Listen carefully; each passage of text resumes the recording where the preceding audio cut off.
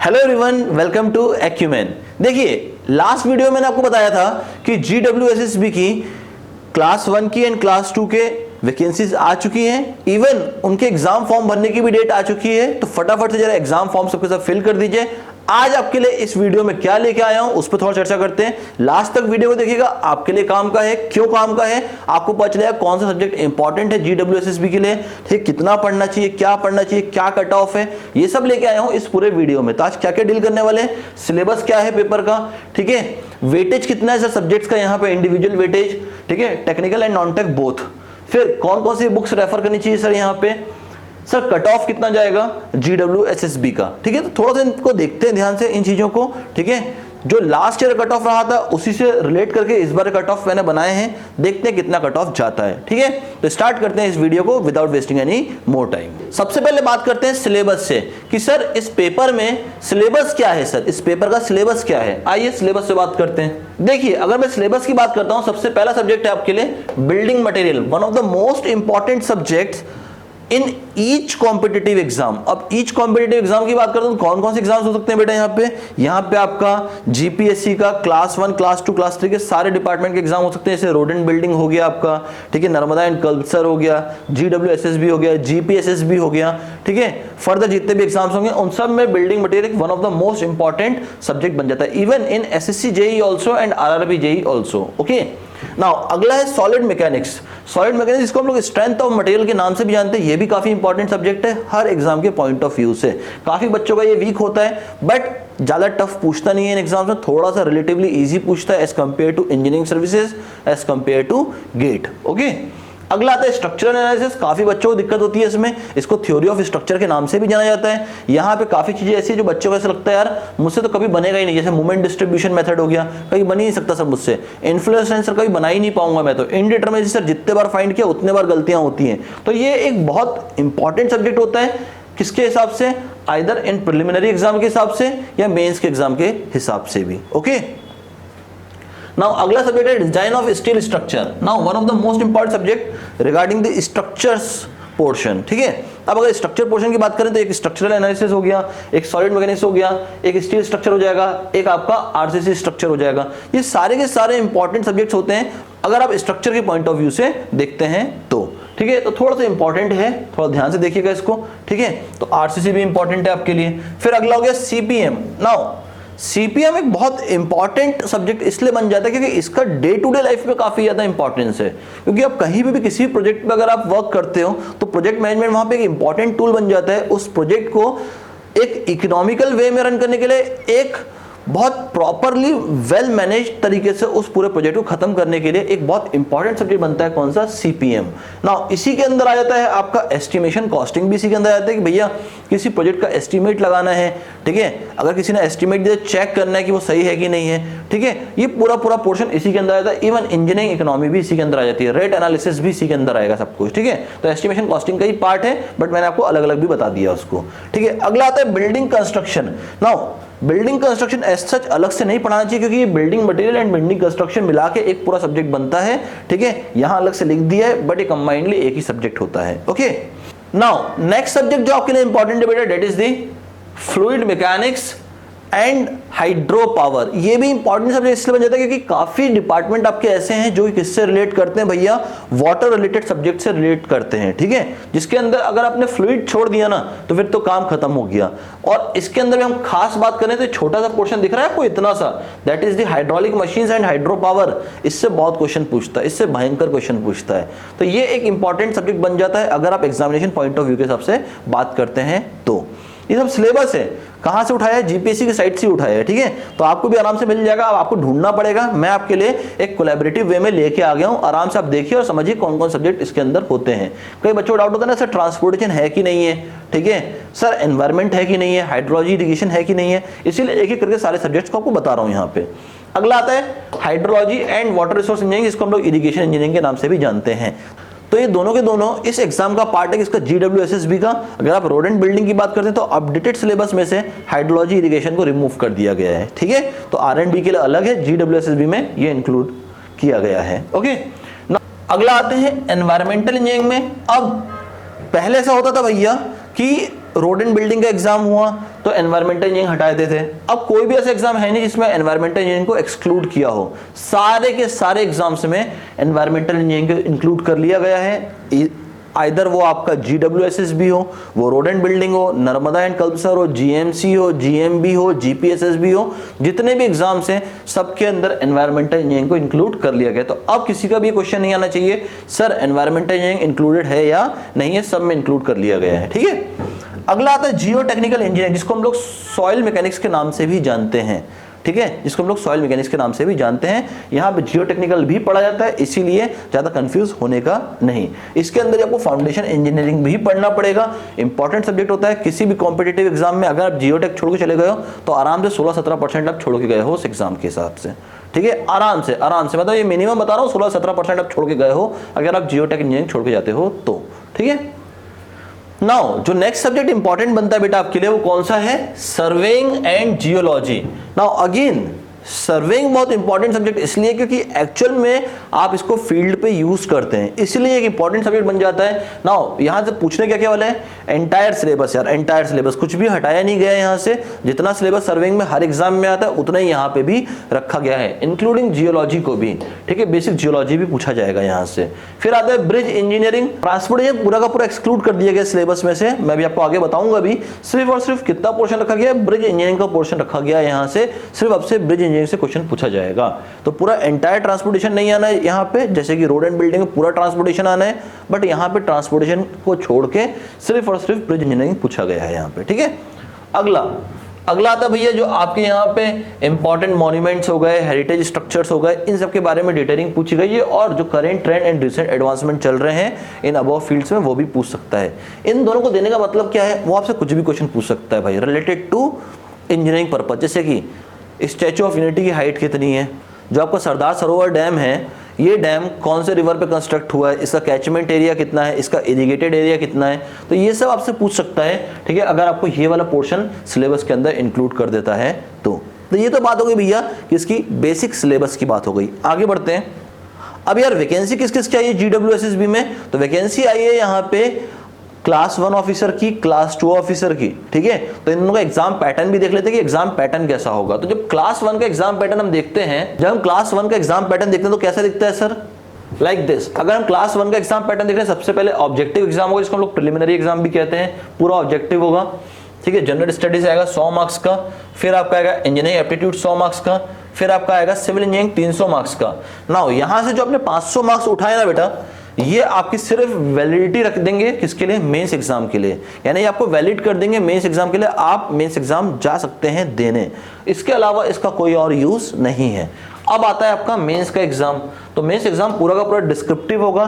ठीक है, काफी बड़ा पेपर होता है। जो पहला पेपर होगा गुजराती लैंग्वेज का होगा 100 मार्क्स का, फिर अगला आएगा इंग्लिश लैंग्वेज का 100 मार्क्स का, फिर आएगा आपका सिविल इंजीनियरिंग फर्स्ट 200 मार्क्स का, फिर सिविल इंजीनियरिंग सेकंड 200 मार्क्स का, और फिर आएगा सिविल इंजीनियरिंग थर्ड 200 मार्क्स का। ऐसे ओवरऑल मिला के ये आपका 600 मार्क्स का सिविल इंजीनियरिंग पूछा जाएगा और 200 मार्क्स का लैंग्वेज पेपर पूछा जाएगा। टोटल 800 मार्क्स का पेपर बनता है ये आपका। अब यहां से जितना ही मार्क्स सिक्योर करते हो ये आपके फाइनल सिलेक्शन में काउंट होगा, साथ में इंटरव्यू के मार्क्स भी काउंट होंगे आपके। ठीक है, तो ये इंपॉर्टेंट बन जाता है आपके लिए कि भैया यहाँ पे आपको मेंस ढंग से देना है और इंटरव्यू ढंग से देना है, तब जाके आपका फाइनल सिलेक्शन होगा। और प्रीलिम्स तो क्लियर करना ही करना है, क्योंकि यही आपकी वैलिडिटी आपकी बताएगा मेंस के एग्जाम के लिए आप वैलिड हैं या नहीं है, सिलेक्ट हैं या नहीं है। ओके, तो ये आपको क्लास 1 का मैंने एग्जाम पैटर्न बता दिया। अब आते हैं क्लास 2 के एग्जाम पैटर्न पे। देखो तुम लोग के लिए इतने सारे चीजें लेके आता हूं ना, बीच बीच में ये सारे वीडियोस आ रहे हैं, तो क्यों लेके आता हूं, सिर्फ और सिर्फ अवेयरनेस के लिए कि तुमको पता रहे तुम जिस एग्जाम में जा रहे हो उस एग्जाम में क्या क्या पूछने वाला है, क्या एग्जाम पैटर्न रहने वाला है। कई बच्चों को ये पता नहीं होता कि जीपीएससी के एग्जाम में एक ऑप्शन ई आता है। ऐसे 4 ऑप्शन होते हैं, एक होता है ए, एक होता है बी, एक होता है सी, एक होता है डी और एक होता है ई। ये सिर्फ गुजरात के पेपर में ही है कि अगर आपको मान लो कोई एग्जाम में कोई एक क्वेश्चन का आंसर नहीं आता, तो जनरली बाकी सब स्टेट्स क्या करते हैं, A B C D option रखते हैं, नहीं आता बच्चा खाली छोड़ के आता है उसको। यहां पे क्या है, अगर आपको नहीं आता है ना तो आपको ई ऑप्शन को मैंडेटरी फिल करना ही पड़ेगा। क्यों फिल करना पड़ेगा, अदरवाइज आपका सीधा -1 हो जाएगा। ठीक है। तो जो क्वेश्चन का आंसर नहीं आता उसको ई ऑप्शन तो मैंडेटरी फिल करना है, जिसका आता है उसका ABCD में से कोई सा भी ऑप्शन आप टिक कर दीजिए। अगर यहाँ पे गलती हो जाती है किसी क्वेश्चन में तो सीधा 1/3 नेगेटिव हो जाता है। तो ये सब आपके काम की इंफॉर्मेशन है। कब पता चलेगा? जब ऐसे अवेयरनेस के वीडियोस को देखोगे। पर सिर्फ देखने से काम नहीं चलता है। देखो तुम में से काफी लोग ना सारे वीडियोस देखते हो, क्योंकि मैं भी इसका एनालिसिस करता हूं कि तुम लोग सारे वीडियोस को देख तो रहे हो पर चैनल को अभी तक सब्सक्राइब नहीं किया है। पता नहीं, मेरे को अब तक समझ में नहीं आया कि चैनल को सब्सक्राइब करने में जाता क्या है। नीचे एक लाल बटन आ रहा है, सीधा दबा देना है उसको। ठीक है, पिक्चर में कहा था ना लाल बटन दिख रहा है, इसको दबा देने का, तो दबाने का भाई उसको। अगर लाल बटन को नहीं दबाओगे तो सब्सक्राइब नहीं कर पाओगे। ठीक है, तो सब्सक्रिप्शन कर लो यार फटाफट से, कोई चार्जेस तो लग नहीं रहे उसके। ठीक है, देखिए क्लास 2 के पेपर आपसे क्या पूछने वाला है। सबसे पहले पूछेगा आपसे कि भाई प्रिलिमिनरी एग्जाम में जो आपका ऑब्जेक्टिव टाइप होने वाला है, इसमें सबसे पहले आपसे पूछेगा 100 मार्क्स का नॉन टेक। इस नॉन टेक में क्या क्या आने वाला है सब कुछ बताता हूं अभी कितना आने वाला है। गुजराती लैंग्वेज का पेपर होगा। ठीक है, आपसे सब रीजनिंग, लॉजिकल रीजनिंग पूछ लेगा, यहाँ पे मैथमेटिक्स पूछ लेगा, फिर आपसे पूछ लेगा क्या ज्योग्राफी, कल्चर, हिस्ट्री, साइंस, इन सब के बारे में पूछेगा यहाँ पे 100 मार्क्स में से। और पार्ट 2 सिविल इंजीनियरिंग 200 मार्क्स होगा ऑब्जेक्टिव टाइप। यहाँ पे सारे सब्जेक्ट्स कवर होंगे जो मैंने अभी आपको दिखाए थे। ठीक, टोटल 300 मार्क्स का पेपर होता है। अब इन 300 मार्क्स में से जो भी आपने ऑब्टेन किया ना, ये सीधा 1/6 हो जाता है जब आपका फाइनल सिलेक्शन बनता है तो। ठीक है, और इंटरव्यू होगा इसके बाद। इंटरव्यू में जो भी मार्क्स आप ऑब्टेन करते हैं ये सीधा हाफ हो जाता है 1/2। जैसे कि अगर मान लीजिए आपने यहां से 180 नंबर ऑब्टेन किए, सपोज करो 180 नंबर ऑब्टेन किए आपने यहाँ पे, और यहाँ पे इंटरव्यू में आपने 50 मार्क्स ऑब्टेन किए, तो आपका फाइनल सिलेक्शन के लिए कितना मार्क्स बनता है भैया? 180। ठीक है, 180 ये कितना हो जाएगा? 1/6 हो जाएगा, 1/6। और 50 का कितना हो जाएगा? आधा। तो यहाँ पे आपको कितना मार्क्स बना भैया? ये हो गया 6 3 18 और 25, तो 30 + 25 कितना हो गया? 55 मार्क्स बने। अब ये आपका फाइनल मार्क्स आया, इसके हिसाब से आपका सिलेक्शन होगा। आइदर आप सिलेक्ट हो सकते हैं अगर इतना मार्क्स ऑब्टेन कर लेते हो, या रिजेक्ट हो सकते हो। पर वो बनेगा कैसे? जो भी आपने प्रीलिम्स में ऑब्टेन किया वो /6 हो जाएगा, जो भी आपने इंटरव्यू में ऑब्टेन किया वो /2 हो जाएगा। थोड़ा ध्यान रखिएगा, इंटरव्यू के मार्क्स को सीधा अपन /2 कर रहे हैं, तो ये इंपॉर्टेंट बन जाता है कि इंटरव्यू में ज्यादा से ज्यादा मार्क्स आप स्कोर कर पाए। जितना ज्यादा स्कोर करोगे इंटरव्यू में उतना अच्छा है आपके सिलेक्शन के लिए। ठीक है, अब जो नई वैकेंसीज आई है GWSS में, जैसे मैंने आपको पहले ही बताया हुआ है, फिर से बता देता हूं, ये QR कोड है। ठीक है, जो नई वैकेंसीज आई हुई है उनके बारे में ये दिख रहा है आपको सामने। ठीक है, ये रही हमारी पहली वैकेंसी जो GWSSB ने एग्जीक्यूटिव इंजीनियर की निकाली, क्लास 1 की 6 वैकेंसीज निकली हैं। बोलोगे 6 वैकेंसी में हमारा क्या होना है? हाँ, आपको तो 15-20 वैकेंसी चाहिए होगी आपको सिलेक्ट होने के लिए। होशियार लोगों, एक ही वैकेंसी चाहिए ना सिलेक्ट होने के लिए, 6 निकाली है तब भी बहुत है। ठीक है, दूसरा 22 वैकेंसी है, 22 वैकेंसी क्लास 2 की, कौन सी? डेप्यूटी एग्जीक्यूटिव इंजीनियर की, GWSSB ने ही निकाली है। ठीक है, तो आप इसके लिए भी अप्लाई कर सकते हैं। अगली है 125 वैकेंसी GWSSB की। ठीक है, इसके लिए भी आप अप्लाई कर सकते हैं। कौन सी पोस्ट है? असिस्टेंट इंजीनियर की पोस्ट है। तो ये सारी नई वैकेंसी है जिसके लिए पूरी बातें चल रही हैं। नाउ मैंने आपको कहा था कि अगले वीडियो में बताऊंगा आपको 1 नवंबर से कौन सा नया बैच स्टार्ट होने जा रहा है हमारा। तो 1 नवंबर को शाम को 7 बजे हम लोग स्टार्ट करने जा रहे हैं एस्टिमेशन एंड कॉस्टिंग से। ठीक है, इंपॉर्टेंट सब्जेक्ट है, पढ़ाऊंगा इंजीनियरिंग इकोनॉमी का पोर्शन। तो 1 नवंबर को स्टार्ट करेंगे एस्टिमेशन एंड कॉस्टिंग शाम को 7 बजे। ठीक है, तो जितने बच्चों को भी नए बैचेस में इनरोल होना है, ठीक है, नीचे डिस्क्रिप्शन बॉक्स में मैंने आपको एक लिंक प्रोवाइड की है, फॉर्म पे जाइए, डेटा फिल करिए, टेक्निकल टीम कॉल करेगी और आपको रेगुलर बैचेस में इनरोल कर लेगी। ठीक है, अब आते हैं बात करने कि सर टेक्निकल सब्जेक्ट्स का वेटेज कितना है। देखिए टॉप से बॉटम आते आते आपको दिखाई देगा वेटेज कम होता जा रहा है। सबसे ज्यादा वेटेज है बिल्डिंग मटेरियल का 14% का वेटेज। अगला है एनवायरमेंटल इंजीनियरिंग 14% का वेटेज, 14% का। फिर जियो टेक्निकल इंजीनियरिंग 14% का वेटेज। इसके बाद जो सबसे इंपॉर्टेंट सब्जेक्ट बन जाता है वो होता है हमारा फ्लूइड मैकेनिक्स। मैंने आपको कहा था हाइड्रोलिक मशीन से बहुत क्वेश्चन पूछेगा यहाँ पे, तो 14% आपसे पूछ रहा है फ्लूइड मैकेनिक्स से। नाउ सर और इंपॉर्टेंट सब्जेक्ट कौन से? देखो अगर आपने 1, 2, 3 और 4 सबमिट कर लिए ना, तो नियरली आप देखो कितना 14, 28 और 42 और 10, 52% मार्क्स तो यहीं से आपने ले आए। यानी 200 में से आप नियरली 100 मार्क्स तो यहीं से उठा लोगे। अब अगर आपने नॉन टेक के पोर्शन में से भी अगर 30-40 मार्क्स उठा लिए ना, तो आपका सिलेक्शन हो जाएगा। मेल कैटेगरी के लिए बोल रहा हूँ, ठीक है। फीमेल तो 100 नंबर 110 नंबर तक भी ले आएंगे तो हो जाएगा फीमेल का भी, ठीक है। ये मैं लास्ट ईयर के हिसाब से बता रहा हूँ, ठीक है। इस बार थोड़ा सा कट ऑफ बढ़ सकता है, ओके। तो ज्यादा पैनिक करने का नहीं कि सर कट ऑफ थोड़ा ज्यादा जाता है, आपने कम बताया, कम नहीं बताया, लास्ट ईयर कट ऑफ बताया है, अभी इससे थोड़ा सा ज्यादा हो जाएगा, ठीक है। ना और भी इंपॉर्टेंट सब्जेक्ट कौन से बनते हैं भैया, तो स्ट्रेंथ ऑफ मटेरियल इंपॉर्टेंट है आपके लिए, स्ट्रक्चरल एनालिसिस इंपॉर्टेंट है और आरसीसी भी इंपॉर्टेंट बनता है। ना बोला कि आप तो स्टार्ट करने जा रहे हो सर क्या एस्टिमेशन कॉस्टिंग, इसका वेटेज कितना है, तो एस्टिमेशन कॉस्टिंग अकेला नहीं आता, यहां मैंने 2% सेपरेट करके लिखा हुआ है, पर सीपीएम एंड क्यूएससी मिला के 6 से 7% का आता है।